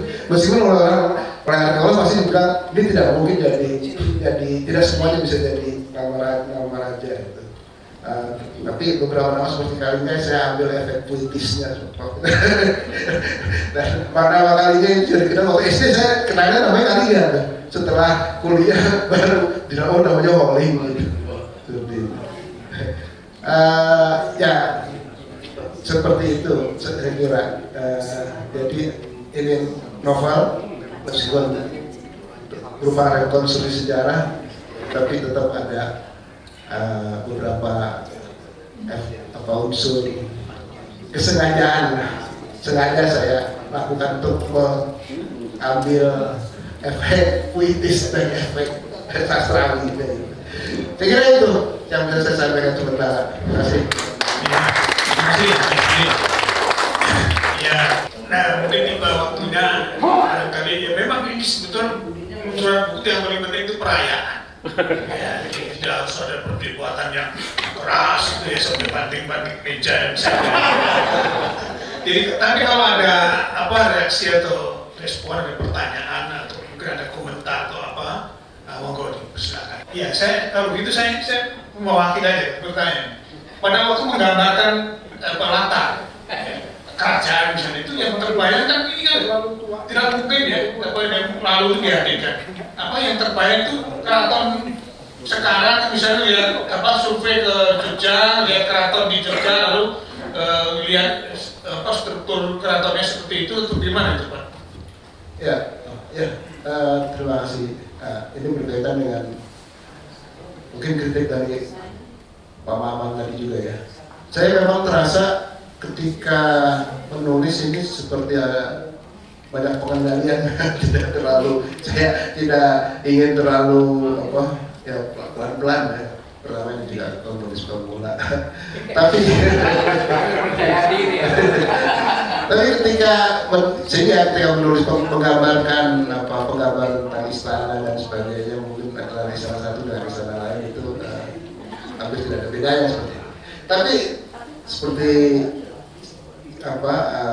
semangat saya menuliskan atau menggambarkan itu memang tetap berdasarkan bisa dibilang riset ya. Bagaimana saya berusaha sebisa mungkin, meskipun penggambarannya mungkin tidak seperti yang diharapkan. Tetap dengan riset bagaimana istana, letak istana, susunan kota-kota. Cuma permasalahannya memang untuk periode abad ke-7 ke-8 ini tidak banyak data. Ada satu buku yang saya baca itu yang menjelaskan peradaban Jawa yang dibagi 3 periode Mataram kuno, periode Kediri, dan periode Singosari Majapahit. Untuk Singosari Majapahit periode itu banyak sekali data tentang perekonomian, tentang perdagangan, bahkan tentang kota-kota. Begitu juga periode Kediri, Ubud, dan sampai ke Pusindok. Tapi untuk periode Mataram kuno memang agak jarang ya, agak jarang. Jadi memang agak sedikit gitu penggambarannya. Nah, mestinya memang imajinasi saya main ya supaya, tapi saya kan harus, saya tetap mau setia dengan latar tadi, dengan setting sejarah. Jangan sampai misalkan misalkan sungai atau telaga yang ada di zaman Majapahit saya masukkan ke abad 7 ke 8 seperti itu. Itu adalah ya bisa dibilang kendala ya karena keterbatasan. Tapi begitulah memang kendala kalau memang mau setia pada ini sejarah, fakta sejarah. Itu saya kira. Ya itu saya tanyakan itu soalnya pada waktu menggambarkan minyak itu apa namanya? Mandi minyak ya dengan wah ya itu waktu masuk ke kamarnya itu kok nggak tergambar ya ranjangnya, nggak tergambar itu. Padahal itu kan adegan yang luar biasa. Ya apakah dari ranjangnya atau apa itu kan tergambar di situ susunan kamarnya seperti apa. Jadi erotismenya itu kurang syur gitu loh ya. Gerengnya itu nggak ada. Iya, tadi saya bilang, saya sepertinya memang mengendalikan diri. Saya mau novel ini dibaca anak-anak sekolah sebetulnya. Alhamdulillah wa syukurillah. Senang mendengar kawan dekat saya yang ini juga kawan-kawan dekat dia. Sekarang 10 tahun ya rasanya nulis novel ini kan. Ya saya lagi selamat. Terus saya belum baca buku ini gitu kan, tapi harapan saya sih karena saya juga penggemar Kopingho dan juga tadi disebut-sebut Kopingho. Nah, tapi kalau mau tahu saya juga ada. Saya berharap nanti kalau saya membaca buku ini adalah semacam kayak satu perspektif baru ya. Di mana dulu saya pernah membaca satu-satunya novel sejarah mungkin yang masih saya banyak ingat yaitu Harus Balik ya Pramudia Anantatur. Di situ saya mendapatkan secara jelas itu Pram mengkritik sumber sejarah yang sering dibaca sama kawan saya anak sejarah ini. Kata-kata Pram itu banyak salah. Itu tulisannya Zampika ya, apa nih? Aku bakal tentang sumber Mataram gitu. Nah, itu Pram mengatakan, oh nggak begitu ceritanya si Pati Unus gitu. Ketika dia menyeberang membantu ke Aceh, bukan Pati Unus yang yang menjadi koreografer peperangan itu, tapi si orang Aceh. Orang Aceh itu sendiri untuk mengusir Portugis. Jadi Pram ingin mengatakan jangan kecilkan peran orang Aceh. Itu saya berharap mungkin dari novel sejarah ini terus Kakun saya Budi ini mendapatkan hal-hal yang seperti itu. Nah kedua, kalau saya membaca Kopingho yang sangat baik ya, boleh bisa dibaca. Mudah-mudahan, saya juga nggak tahu ya, apakah kalau Kopingho itu kan dia lebih banyak merupakan cerita ya, tapi novel-novel itu Kopingho kalau disebut dengan novel cerita silat itu memang kental berlatarkan dengan sejarah kerajaan. Itu mulai dari dinasti Qin ya, yang begitu panjang sampai pendirian tembok Cina di Great Wall itu, kemudian juga interaksinya dengan bangsa-bangsa yang lain. Nah saya berharap kalau nanti saya membaca ada semacam kayak Kopingho tuh sangat pintar sekali, dia menceritakan kayak puzzle gitu Mas. Satu peristiwa, dua peristiwa, tiga peristiwa, kemudian berkumpul. Nah kita bisa menyimpulkan sendiri. Kesimpulannya nggak mesti tertutup, misalnya terbuka gitu. Saya rasa itu aja dari saya. Jadi lebih banyak, karena saya belum membaca, itu lebih banyak harapan saya. Sekali lagi, selamat buat Mas Budi.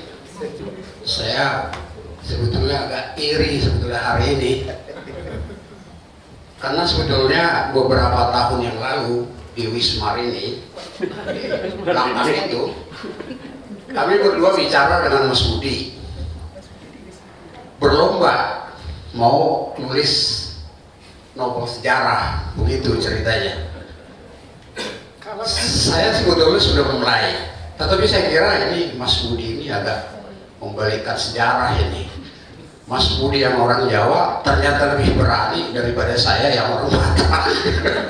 Jadi saya coba menulis novel sejarah tentang Tuan Kurau yang dari Sumatera, dari perspektif Batak itu disebut sebagai Sipoki Nangol-ngolan.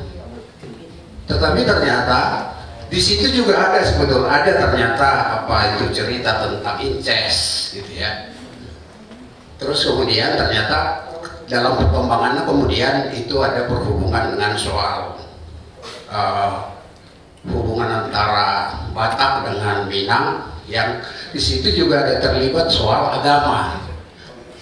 Soal saya memang ada konflik, ada soal kesulitan saya memang itu soal menggambarkan, soal mendeskripsikan incest di keluarga Singamangaraja. Saya kira itu bukan hal yang mudah buat saya untuk menjelaskan itu satu. Dan kemudian konflik soal Islamisasi ke utara dari yang dilakukan oleh Tuan Kurau, sebetulnya buat saya juga nggak mudah mau mendeskripsikan itu, sehingga sampai sekarang memang itu proyek itu agak terbengkalai. Jadi ketika Mas Budi mau menceritakan ke saya bahwa bukunya selesai, saya sebetulnya agak iri, tapi bagaimanapun saya kira karena beliau ada senior saya kira wajar lah kalau beliau ternyata lebih dulu menyelesaikan proyeknya daripada saya, kira-kira begitu. Sekali lagi, saya belum baca memang buku ini, tetapi saya kira ini suatu prestasi besar dari kawan lama saya dari sejak di asrama, dan mudah-mudahan akan menjadi semacam memotivasi saya untuk menyelesaikan beberapa konflik dalam proyek saya yang belum selesai. Terima kasih. Silakan Mas Budi ditanggapi. Oke, terima kasih Bung Saiful. Saya kira ya dibaca aja itu novel saya. Apakah sama seperti Kopingho? Apakah? Ya saya berusaha tadi. Bang Maman bilang saya Bang agak linear, sekali lagi ini pemula, eksklusif pemula. Beberapa kritik dari Maman saya sadari kekurangan dialog, terus ke linear, flashback. Mungkin saya berusaha ada beberapa ketika saya menceritakan Sela dan Jamri misalkan, saya ada flashback satu part itu flashback semua itu. Tapi untuk membuat cerita flashback tidak dramatis untuk menjadi dramatis itu perlu kayaknya jam terbang ya dalam menulis itu. Dan tadi juga apakah itu ya plotnya itu dari seperti peristiwa-peristiwa yang ditulis sedikit-sedikit seperti pansel, kemudian ujungnya apakah itu di perang atau di pergantian kekuasaan. Saya kira itu bisa saya mencoba, saya berusaha membuat seperti itu dan saya kira ada lah bisa ditemukan. Untuk Horas, saya kira iya, saya pertama kali waktu itu saya baca buku Tuan Kurawa jauh sebelum ada niat untuk menulis novel ini. Saya tantang ya, kita buat deh. Kalau perlu kita berdua saya bilang. Tapi memang ketika itu disampaikan kepada salah seorang teman yang suka baca novel juga, dia bilang ini aib ya. Ada incest itu aib, sulit digambarkan. Tapi di Carita Parahyangan, di naskah Wangsakerta juga cerita tentang incest ini ternyata dibeberkan. Saya jadi berani menuliskannya. Ini cerita adegan-adegan itu bukan cerita rekaan apa sih? Itu ceritanya benar, betul. Ada sumber sejarahnya. Saya mungkin ya saya coba menuliskannya secara berusaha ada erotis tapi ternyata kurang erotis.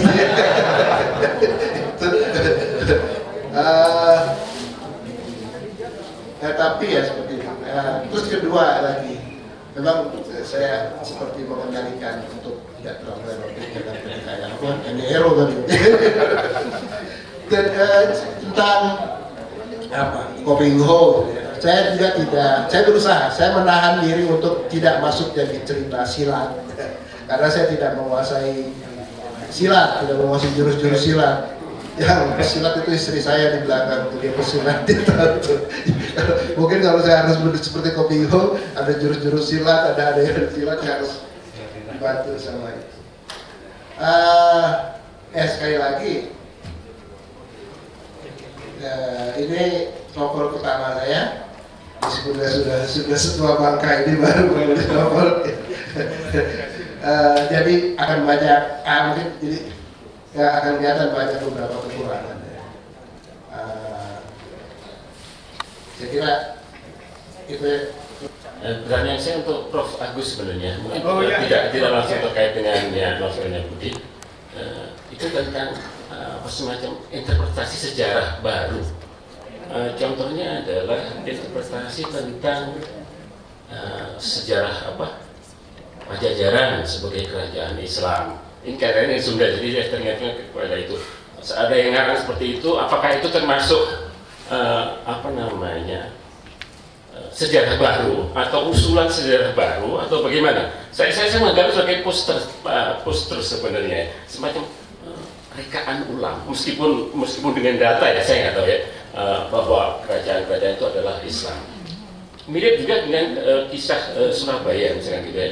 Konon itu adalah peran dari para santri yang sudah itu kok kenapa baru muncul sekarang gitu, kira-kira gitu ya. Nah, apakah itu konteksnya dalam novel sejarah atau dalam sejarah beneran itu seperti apa kira-kira?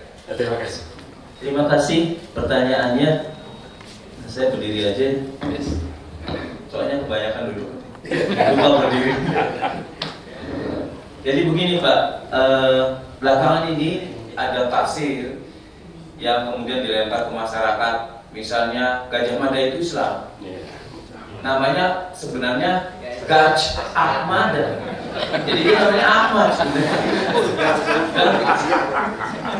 Dan si Ahmad itu orang Lamongan. Karena ibunya itu Nyai Mada itu dimakamkan di Lamongan secara Islam, ada kubur Islamnya. Dan cerita pun berlanjut, kenapa Gajah Mada masuk Islam? Karena waktu pulang patroli dari kerajaan Majapahit mau kembali ke istana, sayup-sayup menjelang maghrib itu terdengar suara azan. Dan dia berhenti lalu bertanya, itu apa? Itu suara orang sedang melantunkan asma Allah. Apa itu Allah? Lalu dia bertanya, lalu masuk akhirnya baca syahadat. Nah, apakah benar seperti itu? Saya mau cerita satu lagi. Gajah Mada itu menurut Aan Merdeka Permana tadi itu, dia sebenarnya orang Sunda.